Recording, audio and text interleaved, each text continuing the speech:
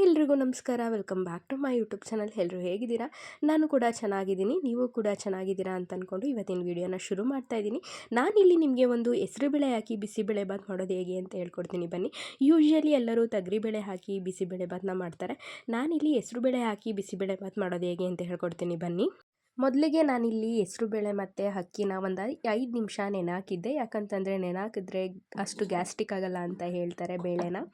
ಅದಾದಮೇಲೆ ನಾನು ಒಂದು ಕುಕ್ಕರಲ್ಲಿ ಹೆಸರುಬೇಳೆ ಮತ್ತು ಅಕ್ಕಿ ಹಾಗೆ ಹೆಚ್ಚಿಟ್ಕೊಂಡಿರೋ ಅಂಥ ಎಲ್ಲ ವೆಜಿಟೇಬಲ್ಸ್ನೂ ಹಾಕ್ಕೊಂಡಿದ್ದೀನಿ. ನೀವು ಅಷ್ಟೇ ಯಾವ್ದು ಇಷ್ಟ ಬರುತ್ತೆ ಅದನ್ನು ವೆಜಿಟೇಬಲ್ನ ಹಾಕ್ಕೊಳ್ಳಿ. ನಿಮಗೆ ಯಾವ್ದು ಇಷ್ಟ ಇರುತ್ತೆ ತರಕಾರಿ ಅದನ್ನು ಕೂಡ ಸೇರಿಸ್ಕೋಬೋದು. ಇಂಥದೇ ತರಕಾರಿ ಅಂತ ಏನಿಲ್ಲ. ಹಾಗೆ ನಾನಿಲ್ಲಿ ಒಂದೆರಡು ಟೊಮೊಟೊನೂ ಕೂಡ ಸೇರಿಸ್ಕೊಂಡಿದ್ದೀನಿ. ಹಾಗೆ ಒಂದೆರಡು ಈರುಳ್ಳಿನೂ ಕೂಡ ಸೇರಿಸ್ಕೊಂಡಿದ್ದೀನಿ. ಹಾಗೆ ಉಪ್ಪು ಮತ್ತು ಅರಿಶಿನ ಕೂಡ ಸೇರಿಸ್ಕೊಂಡಿದ್ದೀನಿ. ಹಾಗೆ ನಾನಿಲ್ಲಿ MTR ಬಿಸಿಬೇಳೆ ಬಾತ್ ಪೌಡ್ರನ್ನು ಕೂಡ ನಾನಿಲ್ಲಿ ಯೂಸ್ ಮಾಡ್ಕೊಳ್ತಾ ಇದ್ದೀನಿ. ಹಾಗೆ homemade bisi bele bath powder ಇದ್ದರೂ ಕೂಡ ಅದನ್ನು ಕೂಡ ಸೇರಿಸ್ಕೋಬೋದು. ಅದಾದಮೇಲೆ ನಾನಿಲ್ಲಿ 3 ಕಪ್ಪಷ್ಟು ನೀರನ್ನ ಸೇರಿಸ್ಕೊಳ್ತಾ ಇದ್ದೀನಿ. 1 ಕಪ್ ಅಕ್ಕಿ ಹಾಕಿದರೆ 3 ಕಪ್ ನೀರನ್ನ ಸೇರಿಸ್ಕೊಳ್ಳಿ, ಆವಾಗ ಬಿಸಿಬೇಳೆ ಬಾತ್ ಕರೆಕ್ಟಾಗಿ ಬರುತ್ತೆ. ಹಾಗೆ ನಾನಿಲ್ಲಿ 1 ಸ್ಪೂನ್ ತುಪ್ಪ ಕೂಡ ಆ್ಯಡ್ ಮಾಡಿದ್ದೀನಿ. ತುಂಬ ಚೆನ್ನಾಗಿ ಬರುತ್ತೆ ಟೇಸ್ಟ್ ಅಂತ. ನಿಮಗೆ ಬೇಕು ಅಂದರೆ ತುಪ್ಪನಾದರೂ ಹಾಕ್ಕೊಳ್ಳಿ, ಎಣ್ಣೆನಾದರೂ ಹಾಕ್ಕೊಳ್ಳಿ, ಆದರೆ ಎರಡರಲ್ಲಿ ಯಾವ್ದಾದ್ರು ಒಂದು ಹಾಕ್ಕೊಬೇಕು, ತುಂಬ ಚೆನ್ನಾಗಿ ಬರುತ್ತೆ. ಹಾಗೆ ಇಲ್ಲಿ ನಾನು 2 ವಿಷಲ್ನ ಕೂಗಿಸ್ಕೊಳ್ತಾ ಇದ್ದೀನಿ. ಯಾಕಂತಂದರೆ 3 ವಿಷಲ್ ಆದರೆ ತುಂಬ ಮೆತ್ತಗಾಗೋಗ್ಬಿಡುತ್ತೆ, ಚೆನ್ನಾಗೋದಿಲ್ಲ. ಒಂದು ಸ್ವಲ್ಪ ಅಕ್ಕಿ ಥರ ಇದ್ದರೆ ತಿನ್ನೋದಕ್ಕೂ ಕೂಡ ತುಂಬ ಚೆನ್ನಾಗಿರುತ್ತೆ, ನೋಡೋಕ್ಕೂ ಕೂಡ ಚೆನ್ನಾಗಿ ಕಾಣುತ್ತೆ. ಸೊ ಇಲ್ಲಿ ಹದವಾಗಿ ಬಿಸಿಬೇಳೆ ಬಾತ್ ರೆಡಿಯಾಗಿದೆ.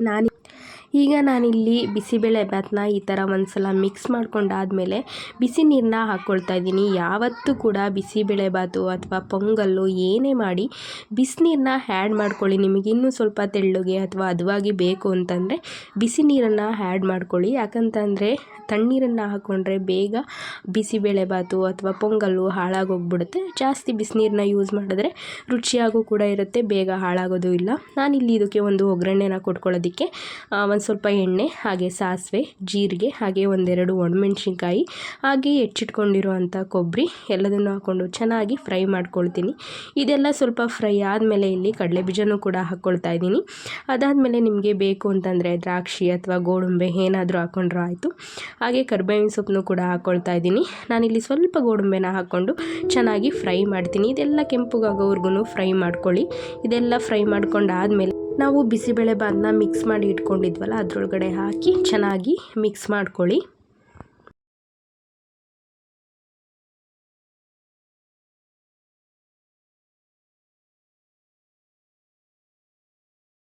ಹಾಗೆ ಇದೆಲ್ಲ ಚೆನ್ನಾಗಿ ಮಿಕ್ಸ್ ಆದಮೇಲೆ ನಾನಿಲ್ಲಿ 1-2 ಸ್ಪೂನಷ್ಟು ಖಾರದ ಪುಡಿನ ಹಾಕಿ ಮಿಕ್ಸ್ ಮಾಡ್ಕೊಳ್ತಾ ಇದ್ದೀನಿ.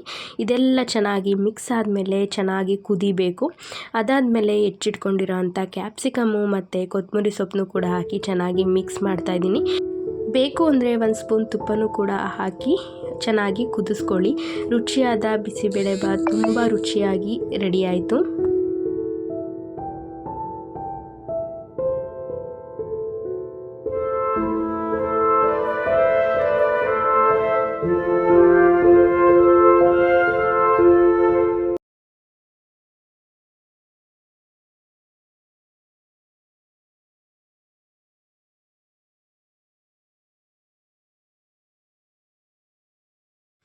ಹಾಗೆ ಪಪ್ಪಾಯ ಹಣ್ಣು ಕೂಡ ಇತ್ತು, ಅದನ್ನು ಕೂಡ ನೀಟಾಗೆಲ್ಲ ಕಟ್ ಮಾಡಿ ಇಟ್ಬಿಡೋಣ ಅಂತ ರೆಡಿ ಮಾಡ್ಕೊಳ್ತಾ ಇದ್ದೆ. ಈ ಥರ ಕಟ್ ಮಾಡಿ ಟೇಬಲ್ ಮೇಲೆ ಒಂದು ತಟ್ಟೆಗೆ ಹಾಕಿಟ್ಬಿಟ್ರೆ ಹೋಗ್ತಾ ಬರ್ತಾ ಮನೆಯಲ್ಲಿ ಓಡಾಡಿಕೊಂಡು ತಿಂದು ಖಾಲಿ ಮಾಡ್ತಾರೆ. ನಾನೇನಾದರೂ ಕಟ್ ಮಾಡಿ ಪ್ಲೇಟ್ ಮುಚ್ಚಿಟ್ಟೆ ಅಂದರೆ ಮುಗೀತು, ಯಾರೂ ತಿನ್ನೋದಿಲ್ಲ. ಸಂಜೆವರೆಗೂ ಹಾಗೆ ಇರುತ್ತೆ, ಹಾಗೆ ವೇಸ್ಟಾಗೂ ಕೂಡ ಹೋಗ್ಬಿಡುತ್ತೆ. ಸೊ ಏನಾದರೂ ಈ ಥರ ಐಟಮ್ ಹಣ್ಣುಗಳಿದ್ರೆ ಕಣ್ಣಿಗೆ ಕಾಣೋ ಥರ ಇಟ್ಟರೆ ಓಡಾಡ್ತಾ ಎಲ್ಲರೂ ಖಾಲಿ ಮಾಡಿಬಿಡ್ತಾರೆ. ಸೊ ಹಾಗಾಗಿ ನಾನು ಹಂಗೆ ಇಡ್ತೀನಿ. ಹಾಗೆ ಪಾಪುಗೆ ಸ್ವಲ್ಪ ಬಿಸಿನೀರು ಕೂಡ ಹಾಕಿಟ್ಟೆ. ಆ್ಯಕ್ಚುಲಿ ಹೇಳ್ಬೇಕು ಅಂತಂದರೆ ಪ್ಲಾಸ್ಟಿಕ್ ಬಾಟಲ್ ಯೂಸ್ ಮಾಡಬಾರ್ದು, ಅನಿವಾರ್ಯ. ಅವನಿಗೆ ಕುಡಿಯೋದಕ್ಕೆ ಸರಿಯಾಗಲ್ಲ ಅನ್ನೋದಕ್ಕೋಸ್ಕರ ಪೈಪ್ ಇದೆಯಲ್ಲ ಸಿಪ್ಪರು, ಹಾಗಾಗಿ ಅದನ್ನು ಯೂಸ್ ಮಾಡ್ತಾಯಿದ್ದೀನಿ ಅಷ್ಟೇ. ಹಾಗೆ ಸ್ವಲ್ಪ ಅವನಿಗೆ ಇವತ್ತು ಲಂಚ್ ಬಾಕ್ಸ್ಗೆ ಸ್ನ್ಯಾಕ್ಸಿಗೆ ಅಂತ ಸ್ವಲ್ಪ ಪಪ್ಪಾಯಿ, ಹಾಗೆ ಅವ್ನ ಫೇವ್ರೆಟ್ ಜಿಲೇಬಿನೂ ಕೂಡ ಹಾಕಿದ್ದೀನಿ. ಹಾಗೆ ಬಿಸಿಬೇಳೆ ಬಾತನ್ನ ಮಾಡಿದ್ನಲ್ಲ, ಹಾಗಾಗಿ ಸ್ವಲ್ಪ ಖಾರನೂ ಕೂಡ ಹಾಕಿ ಇಟ್ಟಿದ್ದೀನಿ. ಹಾಗೆ ಅವನು ಇನ್ನೂ ಮಲಗಿದ್ದ, ಸೊ ಅವನನ್ನು ಎಬ್ಬಿಸ್ಬಿಡೋಣ ಅಂತ ಹೋದೆ. ನಾನು ಅವ್ನು ಎಬ್ಸೋದಕ್ಕಿಂತ ಮುಂಚೆನೇ ಲಂಚ್ ಬಾಕ್ಸ್ನೆಲ್ಲ ರೆಡಿ ಮಾಡಿ ಇಟ್ಬಿಟ್ಟು ಆಮೇಲೆ ಅವನು ಎಬ್ಬಿಸಿ ಸ್ನಾನ ಮಾಡಿಸೋದಾಗಿರ್ಬೋದು, ಅವನಿಗೆ ಏನು ಕೆಲಸ ಇರುತ್ತೆ ಅದನ್ನು ನಾನು ಮಾಡ್ತೀನಿ.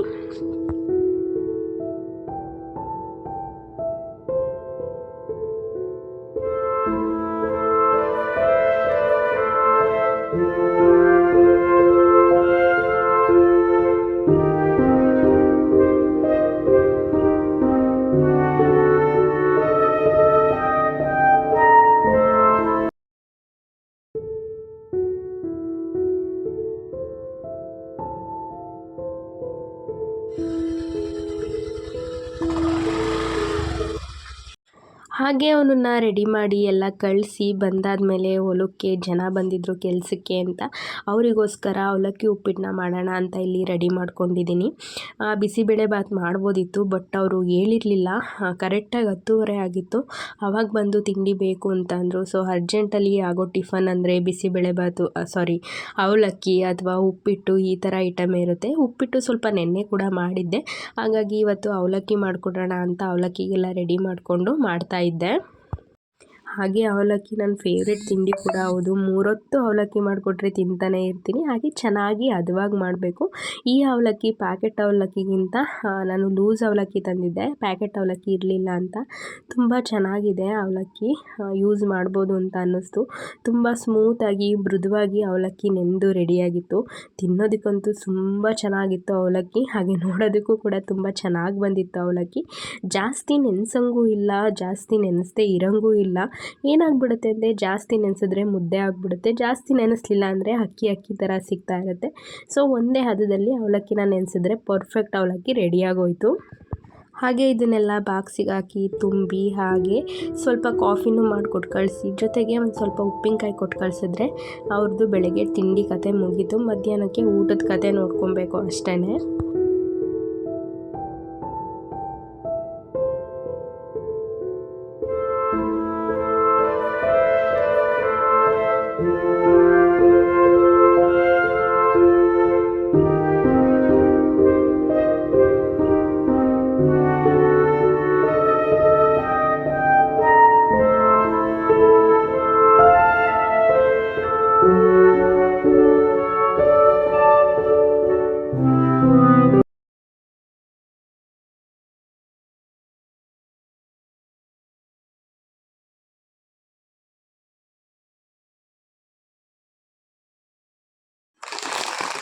ಹಾಗೆ ಸ್ವಲ್ಪ ರೇಷನ್ನು ಕೂಡ ತಂದಿದ್ದೆ, ಅದನ್ನೆಲ್ಲ ಇಟ್ಟಿರ್ತಾ ಇದ್ದೀನಿ.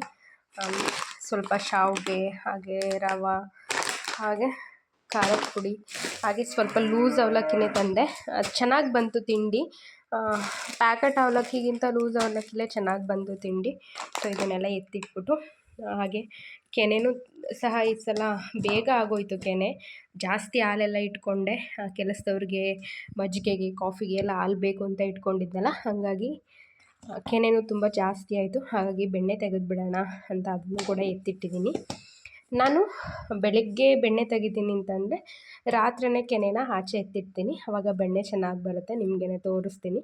ಹಾಗೆ ಇದೆಲ್ಲ ಫಸ್ಟ್ ಎತ್ತಿಟ್ಬಿಡ್ತೀನಿ.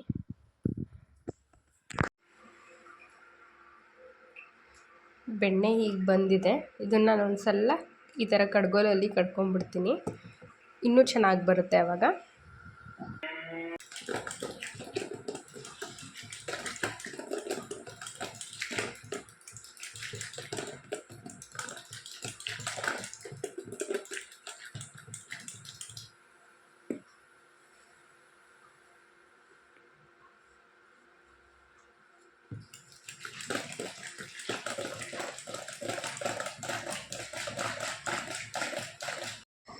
ಹೀಗೆ ಮನೆಯಲ್ಲೇ ಕೆನೆನ ಎತ್ತಿಟ್ಕೊಂಡ್ರೆ ಬೇಕಾದಷ್ಟು ಬೆಣ್ಣೆ, ತುಪ್ಪ ಹಾಗೆ ಶುದ್ಧವಾಗಿ ರುಚಿಯಾಗಿ ಸಿಗುತ್ತೆ. ಸೊ ಹಾಲನ್ನು 1 ಲೀಟ್ರ್ ಹಾಲು ತೊಗೊಳ್ಳಿ ಅಥವಾ ಅರ್ಧ ಲೀಟ್ರ್ ಹಾಲು ತೊಗೊಳ್ಳಿ, ಪ್ಯಾಕೆಟ್ ಹಾಲಾದ್ರೂ ಆಯಿತು, ಇಲ್ಲ ಲೂಸ್ ಹಾಲಾದರೂ ಆಯಿತು, ಏನೇ ತೊಗೊಳ್ಳಿ 2 ಸಲ ಚೆನ್ನಾಗಿ ಕಾಯಿಸ್ಬಿಟ್ಟು ಫ್ರಿಡ್ಜಲ್ಲಿ ಇಟ್ಬಿಟ್ರೆ ತುಂಬ ಚೆನ್ನಾಗಿ ಬರುತ್ತೆ ಕೆನೆ. ಮುಂಚೆ ನನಗೂ ಕೂಡ ಬರ್ತಿರಲಿಲ್ಲ, ಸೊ ಇತ್ತೀಚೆಗೆಲ್ಲ ಕಲ್ತ್ಕೊಂಡಿದ್ದೀನಿ.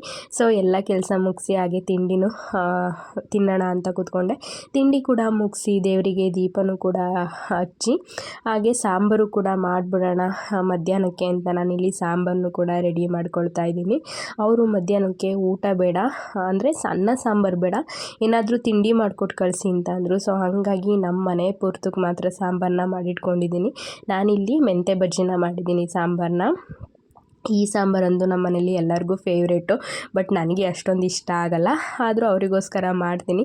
ಸೊ ಇಲ್ಲಿಗೆ ವಿಡಿಯೋನ ಎಂಡ್ ಮಾಡ್ತಾಯಿದ್ದೀನಿ. ಪ್ಲೀಸ್ ಹೊಸದಾಗಿ ನೋಡೋರು ಸಬ್ಸ್ಕ್ರೈಬ್ ಮಾಡ್ಕೊಳ್ಳಿ, ಹಾಗೆ ನಿಮ್ಮ ಫ್ರೆಂಡ್ಸ್ ಆ್ಯಂಡ್ ಫ್ಯಾಮಿಲಿಗೆ ಶೇರ್ ಮಾಡಿ, ಹಾಗೆ ಒಂದು ಲೈಕ್ ಮಾಡಿ, ಹಾಗೆ ರೆಸಿಪಿ ಹೇಗೆ ಬಂತು ಅಂತ ಕಮೆಂಟ್ ಮಾಡಿ ಹೇಳಿ. ಸೊ ನಿಮ್ಮ ಸಪೋರ್ಟ್ ಬೇಕು ಅಂತ ಹೇಳ್ತಾ ಆದಷ್ಟು ಎಲ್ಲರಿಗೂ ಕೂಡ ಶೇರ್ ಮಾಡಿ. ಸೊ ಇಲ್ಲಿಗೆ ವಿಡಿಯೋನ ಎಂಡ್ ಮಾಡ್ತಾಯಿದ್ದೀನಿ. ಬಾಯ್ ಫ್ರೆಂಡ್ಸ್, ಎಲ್ಲರಿಗೂ ನಮಸ್ಕಾರ.